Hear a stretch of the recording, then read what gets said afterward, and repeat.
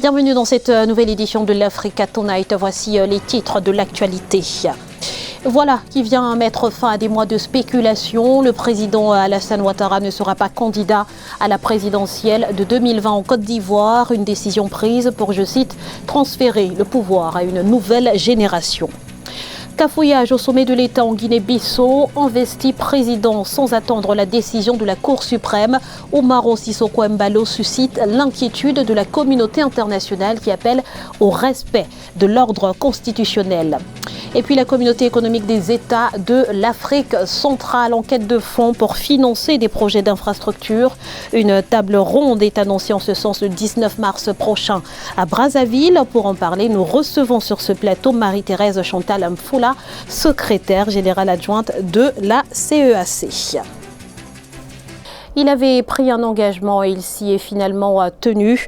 Le président ivoirien Alassane Ouattara ne sera pas candidat à la présidentielle de 2020 en Côte d'Ivoire. L'annonce a été faite ce jeudi devant les 352 parlementaires réunis en congrès à Yamoussoukro. Ado, comme l'appellent affectueusement ses partisans, souhaite désormais que le pouvoir soit transféré à une nouvelle génération. On fait le point tout de suite dans ce reportage d'Olivier Conan, notre correspondant en Côte d'Ivoire. Le président ivoirien Alassane Ouattara ne se représentera pas. Il a déclaré lors d'un congrès parlementaire ce jeudi 5 mars 2020 qu'il ne briguerait pas de nouveau mandat à l'occasion de l'élection présidentielle d'octobre 2020. L'annonce surprise du président met fin à des mois de spéculation. Je voudrais vous annoncer solennellement que j'ai décidé de ne pas être candidat à l'élection présidentielle du 30.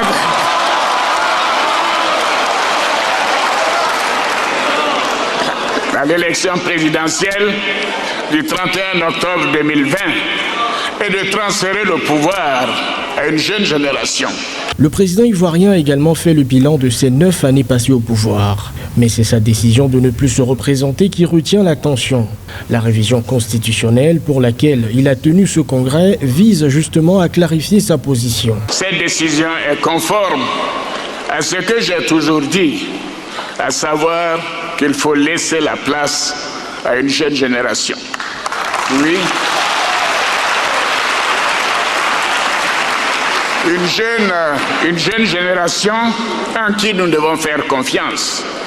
Des jeunes Ivoiriens honnêtes, compétents et expérimentés qui ont appris à nos côtés comme nous l'avons fait aux côtés du père de la nation, le président Félix Houphouët-Boigny.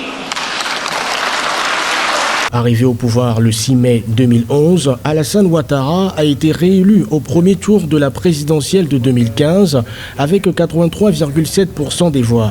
Son annonce a favorablement été accueillie par une large partie de la classe politique. Qui est le véritable président de la République en Guinée-Bissau? Eh bien, la question se pose alors que le pays fait face à une situation inédite. Umaro Sissoko Embalo, qui s'est auto-investi puis installé au palais présidentiel, est désavoué par la CEDEAO et la France qui appellent au respect de l'ordre constitutionnel. Explication avec Aïssatou Diamanka-Besland. La France appelle à la retenue et au respect du cadre juridique et de l'ordre constitutionnel. Elle rejoint ainsi la CEDEAO qui, dans un communiqué le 2 mars, a dénoncé la situation d'insécurité institutionnelle et politique que traverse la Guinée-Bissau. Alors, donc la position de la France sur la Guinée-Bissau aujourd'hui vient démontrer encore la grandeur que la France a à travers le monde, surtout un très grand connaisseur de la politique ouest-africaine, en demandant que la constitution bissau-guinéenne soit respectée. Donc, on réjouit encore de ça. On aurait aimé que le Portugal aussi, en tant que pays colonisateur, aurait pu se positionner d'une manière claire. Parce que quand on voit cette violation de la constitution de la République de Guinée-Bissau et que toute la communauté internationale est d'accord comme quoi c'est un gouvernement illégitime et qu'ils ne sont pas d'accord de la manière comment Umaro Sissoko a été investi, donc c'est une raison de plus pour que la communauté internationale rejoigne la position de la France pour pouvoir remettre Umaro Sissoko à sa place et revenir dans un droit constitutionnel de la République de Guinée-Bissau. Cependant, Umaro Sissoko Embalo garde le pied sur l'accélérateur. Il vient de présider son premier conseil des ministres ce mercredi 4 mars. Sur la question de l'immixtion de l'Union européenne et la position des députés européens dans le dossier électoral bissau-guinéen, le président autoproclamé dénonce une ingérence politique et une menace pour la démocratie. On ne fait pas partie de l'Union européenne. Nous sommes en Afrique. Nous sommes juste des partenaires. Des députés bissau-guinéens pourraient aussi écrire une lettre aux affaires politiques de l'Union africaine pour demander des sanctions contre membres de l'Union européenne. C'est hors de propos. La crise post-électorale s'enlise en Guinée-Bissau. La Cour suprême dont les membres doivent trancher le contentieux électoral est aujourd'hui contrôlée par l'armée. Une situation d'imbroglio politique s'installe désormais à la tête du pays. La communauté économique des États de l'Afrique centrale en quête de fonds pour réaliser de grands projets d'infrastructure. Une table ronde sera organisée à cet effet le 19 mars prochain à Brazzaville avec le soutien de la Banque africaine de développement et sous le haut patronage du chef de l'État congolais Denis Sassou Nguesso. Avec nous sur ce plateau pour en parler, Marie-Thérèse Chantal Mfoula. Bonsoir. Bonsoir, madame. Vous êtes la secrétaire générale adjointe de la CEAC. Merci d'avoir accepté notre invitation. C'est moi qui vous remercie. Alors, tout d'abord, Madame Mfoula, l'Afrique centrale est aujourd'hui dernière au classement des pays africains les mieux équipés en infrastructures routières avec à peine 8% du réseau routier. Qu'est-ce qui justifie un tel retard ? L'Afrique centrale a connu quelques difficultés du fait des problèmes sécuritaires avec des crises et des conflits qui ont éclaté, de même que, comme vous le savez, c'est une sous-région qui renferme le deuxième poumon écologique, poumon vert après l'Amazonie, zone de forêt, le bassin du Congo.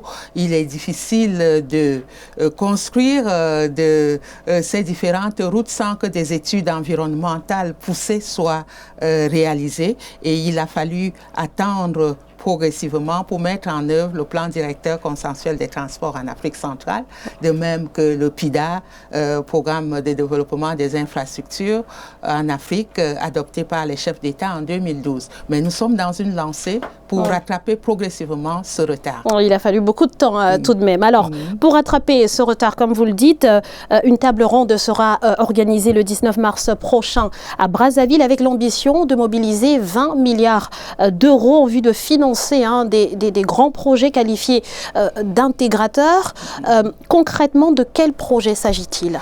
Il s'agit, dans un premier temps, je veux préciser que dans un premier temps, c'est l'enveloppe globale qui s'élève à 20 milliards d'euros jusqu'en 2030. Mais pour le 19 mars, nous avons besoin de 2,5 milliards d'euros. Et il s'agit de financer la réalisation du projet de route Wesso Bangui N'Djamena qui partirait donc du Congo, la République centrafricaine et la République du Tchad, et d'autre part la construction de ce pont sur le fleuve Congo entre Brazzaville et Kinshasa et le prolongement de la ligne des chemins de fer entre Kinshasa et Lobo.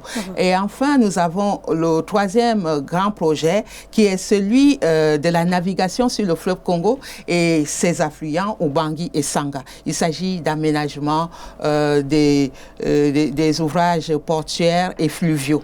Alors, et quels sont les principaux partenaires sur lesquels vous fondez l'espoir de mobiliser les fonds nécessaires? Nous avons déjà la BAD qui a été retenue au niveau de l'Union africaine comme chef de file pour les infrastructures, de même que l'agence du NEPAD qui relève de l'Union africaine. Nous travaillons également pour les projets de la sous-région avec la Banque mondiale, avec l'Union européenne et d'autres projets. Pour ces projets, particulièrement le pont route-rail, il y a la structuration de ce projet qui a été réalisé par Africa 50. Et les passations de marché vont se faire.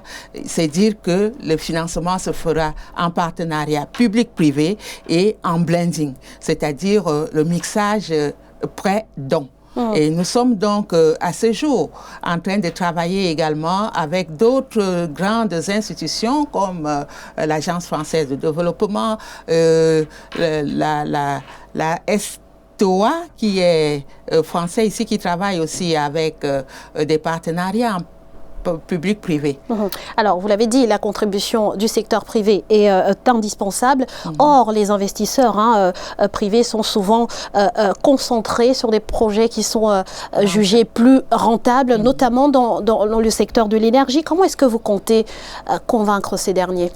Nous allons convaincre ces derniers par la présentation qui sera faite non seulement pour la gouvernance, la transparence au niveau des financements qui seront mis sur la table, de même que sur la sécurité qui va être assurée et les projets comme celui du pont route-rail, il y a des péages et des postes de contrôle unique frontalier qui seront construits et qui permettront de faire en sorte qu'on ait un retour à l'investissement. D'autre part, au niveau des ports et de toutes les autres structures fluviales, portuaires, il y a des activités qui sont programmés et qui permettront donc à ces investisseurs qui doivent venir se positionner dès le lancement de la table ronde le 19 mars à Kintélé, à côté de Brazzaville. Nous les attendons. Il y a une grande enveloppe, une cagnotte qui est mise sur la table et ce sera le moyen pour les uns et les autres de se positionner dès le départ pour boucler le financement nécessaire au début de réalisation de ces infrastructures. Alors, très rapidement, vous avez évoqué un point essentiel qui est celui de la sécurité. Les investisseurs se sont souvent montrés frileux justement à investir dans des régions où règne l'insécurité. L'Afrique centrale, bien que fait toujours face à une menace sécuritaire, bien que la menace se soit aujourd'hui quelque peu estompée. Comment est-ce que vous comptez les rassurer? Est-ce que les conditions sont réunies aujourd'hui? Les conditions sont réunies parce que il y a la stabilité qu'on constate en Afrique centrale pendant cette période. Et puis au niveau de la CAC, nous avons un mécanisme d'alerte rapide, le MARAC, qui permettra d'alerter que dans telle ou telle zone où se déroule tel ou tel projet, il y a des difficultés, il y a une force en attente, de même que entre le Tchad, le Cameroun et le Nigeria, il y a une force multinationale mixte. C'est autant de choses qui nous permettront, avec l'accompagnement de l'Union africaine et de la communauté internationale, les Nations Unies, de pouvoir rassurer ces investisseurs. Alors, cette table ronde sera également l'occasion de faire le point sur le plan directeur consensuel des transports en Afrique centrale, un projet qui vise à connecter entre elles les capitales de la CEAC. Mais 16 ans après, on se demande où en est ce projet. Oui, le plan directeur consensuel des transports a été adopté par les chefs d'État de la sous-région Afrique centrale en janvier 2004. Il a été mis en œuvre au niveau bilatéral. Les États eux-mêmes ont commencé à mettre en œuvre certains projets qui existaient. Mais au niveau de la CAC, pour tout ce qui est transfrontalier, nous avons plusieurs projets. Je vous parlais de l'inauguration le 6 mars prochain, demain, par le président, son Excellence Sassou Nguesso, du tronçon de route, un linéaire de plus de 300 km côté sur le corridor Brazzaville-Yaoundé, de même que nous avons des projets tels que la construction d'un pont entre la Centrafrique, Bangui et Zongo en RDC et l'aménagement de la route qui ira de Zongo jusqu'à Bujumbura et de Kisangani à Kampala. Nous allons déjà en Afrique de l'Est. Il y a plusieurs projets qui sont dans le pipe. Il n'y a pas que cela. Merci infiniment, Madame Marie-Thérèse Chantal Foula, d'avoir répondu à nos questions. Je rappelle que vous êtes donc la secrétaire générale adjointe de la communauté économique des États de l'Afrique centrale. C'est ça, merci. Dans le reste de l'actualité, la stratégie de lutte contre la fraude et la corruption porte ses fruits au Sénégal. Les rapports 2017 et 2018 de l'OFNAC ont en effet mis à nu des structures. Au total, 138 saisines et 110 plaintes ont été enregistrées en 2017. Des plaintes qui épinglaient majoritairement des particuliers et des administrations publiques ou privées. On fait le point tout de suite avec Philomène Tine.